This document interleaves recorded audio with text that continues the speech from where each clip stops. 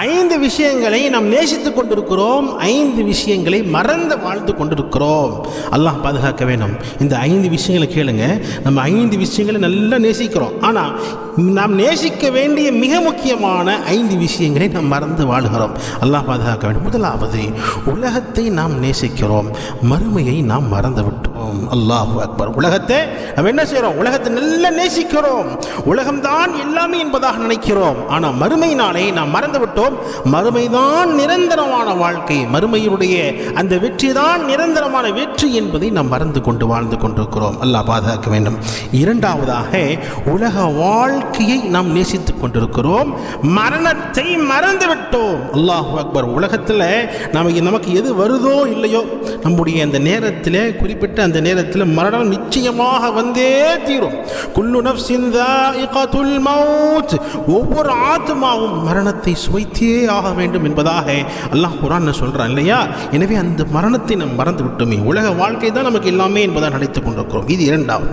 மூன்றாவது, உலகத்தில் இருக்கக்கூடிய மாளிகைகளை, பெரும் பெரும் பில்டிங்களை, பெரும் பெரும் வீடுகளை நாம் நேசித்துக் கொண்டிருக்கிறோம். மன்னரை வாழ்க்கை, கபருடைய வாழ்க்கை நாம் மறந்து விட்டோம். அல்லாஹ் பாதுகாக்கணும்.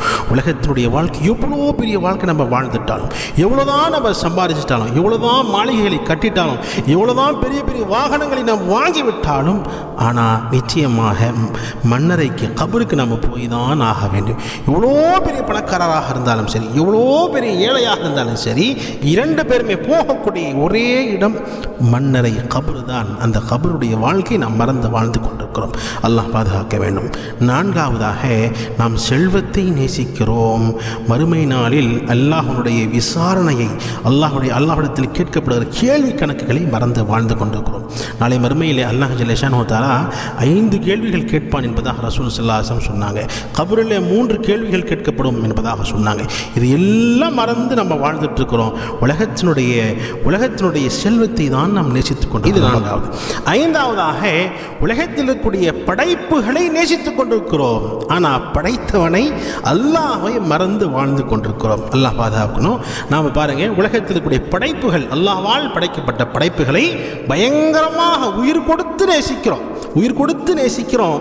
ஆனால் நிச்சயமாக அதை படைத்தவன் அல்லாஹ் தானே, அந்த இறைவனை மறந்து வாழ்ந்து கொண்டிருக்கிறோம். அல்லாஹ் ஜல்ல ஷானஹு வ தஆலா நம் அனைவருக்கும் மார்க்கத்தை, இஸ்லாத்தை சரியாக புரிந்து அதன் பிரகாரம் அமல் செய்யக்கூடிய பாக்கியத்தை தந்தருள்வானாக. அல்லாஹ்வையும் ரசூலையும் சந்தோஷப்படுத்தக்கூடிய எல்லா செயல்பாடுகளையும் அதிகமாக செய்யக்கூடிய பாக்கியம் அல்லாஹ் நம் அனைவருக்கும் தந்து அருள்வானாக. ஆமீன்.